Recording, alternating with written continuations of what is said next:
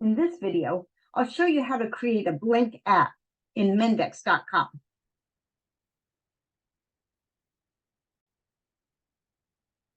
If you haven't created your account yet in Mendix, go ahead and do that first. Then sign in to Mendix. So once you've logged into Mendix, you'll be on your homepage of Mendix, or what they call the developer portal. Now, I have a bunch of apps here, some of them that I've tested, some of them from prior students. You'll probably just have a blank area down here. So what we'll want to do is we want to create a blank app. So click on this blue button that's at the top right, create app.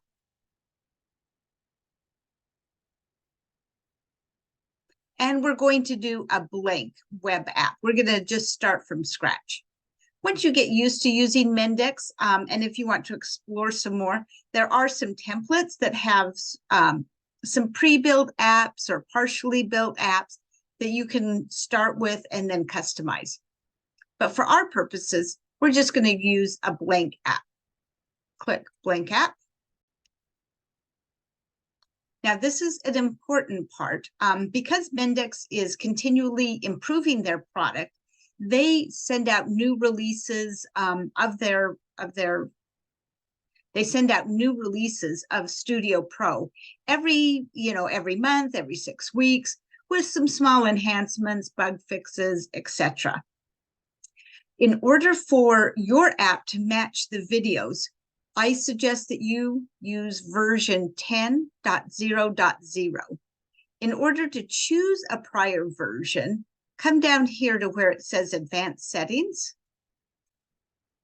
and click the down caret and select Sp0 10.0.0, template v10.0.9976.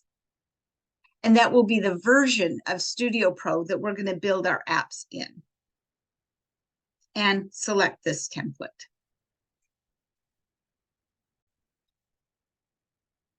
And here you're going to choose the name for your app. Make sure that you put your name as part of your app name, as well as the name of the app. So for example, I'm doing Hannah's Cake Shop. I'm going to start with my last name, underscore, first name, underscore, and then Hannah's Cake Shop. And then you can choose an icon that you want to represent your app. It'll choose one at random for you, but you can change this. If you click on the little icon, you can see the choices here. I think Hannah makes the best cake, so I'm going to choose this little trophy. And you can choose your background color. You can do white, you can do black, gray, green, yellow. I think I'm going to choose yellow. And create app.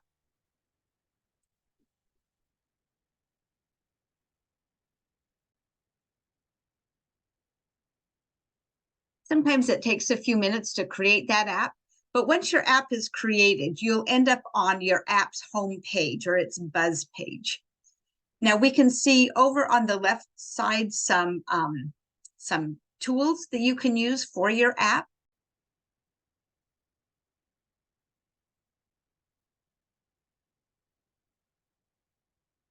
So the buzz then is a place where you can go ahead and share comments or notes with other team members. If you're using an Agile or a Scrum approach, you can add epics and stories, your user stories, plan out your sprints. You can also add team members to your app. And that's what I'm going to have you do next, is click on this team. And I want you to add your instructor to your team. Once you've added your instructor, they can log into your app and help troubleshoot, and they'll also use that for grading. Now, in order to add a team member, click on this Invite New Member and type in your instructor's email address. Since I can't add myself to the team, I'll try and add Dr. Graham.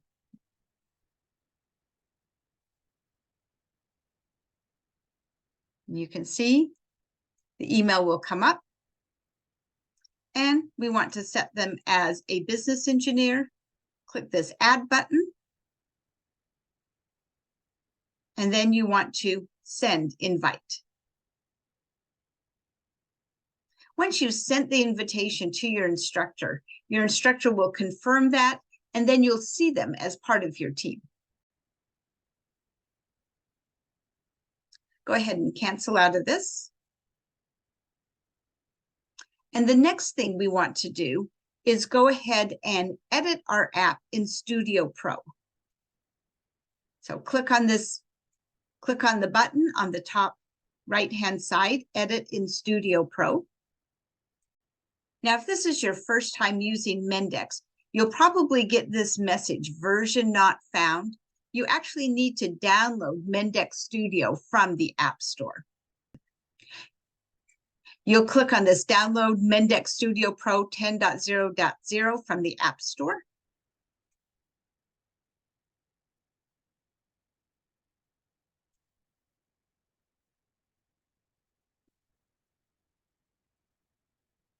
And it opens up the Mendix Marketplace. Double check Mendix Studio Pro 10.0.0 and go ahead and click Download Studio Pro.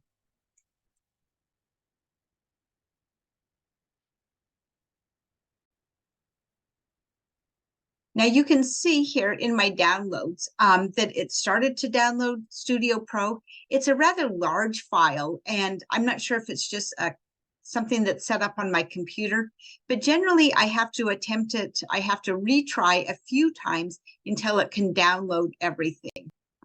If this happens to you, just refresh your download.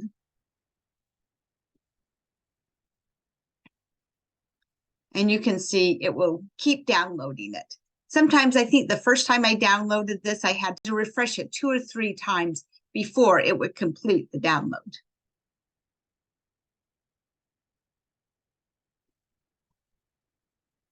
Okay, and once that's downloaded, go ahead and open your file. And then I use the default settings to finish setting it up. I accept the license, where it's going to install it.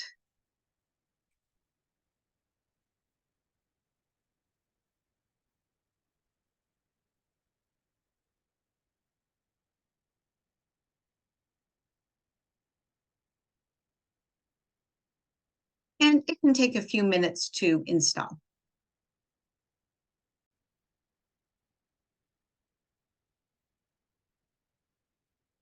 Okay, once it's installed, you can go ahead and click Finish and launch your Mendix Studio Pro.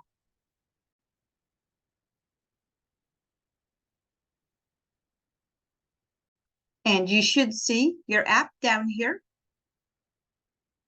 You can go ahead and open in Studio Pro. Now, once you have Mendix installed, you won't need to keep going through this. You can just log into mendix.com. So with Mendix, it'll store a copy of your app up on what's called the team server, as well as a local copy on your desktop.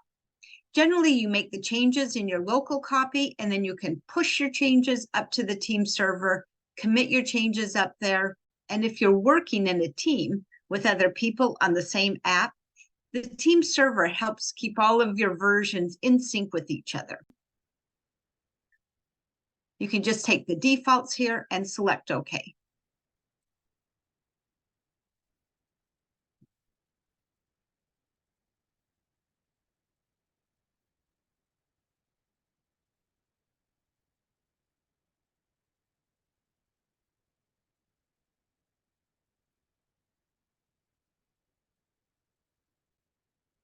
And you've now opened up Studio Pro.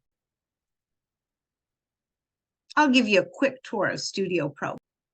We see over on the left-hand side, there's 2 different tabs, an App Explorer and a Page Explorer. In the App Explorer, we can see there's 3 different areas here. There's an area for configuring your app in general, things to configure the system, and an area right here called My First Module that you'll use to code your Hannah's Cake Shop module. We're going to spend most of our time in My First Module building the app. If you expand that, you can see there's an area to build your database, or your domain model is what they call it in Mendix. There's some settings. It comes with a default home page and a place for images. Let's just go ahead and click on home page. Let's just double click on home page area here. In the middle area is where you'll work on your app. At the bottom of the middle area here, you can see it will give you some messages. If you have an error or warnings, they'll display at this bottom area here. And then on the right-hand side, we see that there's two tabs over here, one for properties, one for toolbox. Properties show the properties of the object that's currently selected. And toolbox allows you then to use widgets or building blocks to build your app. We'll talk more about those once we actually start building the app. The last thing I wanted to point out is how to save your app. Mendix doesn't save automatically, so make sure that you save your app every few minutes. To save your app, come up to File and choose Save All.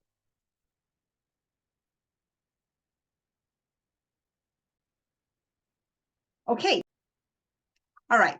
So that's how you go ahead and add a blank app and set up your environment in Mendix. In the next videos, I'll show you how to actually build your app.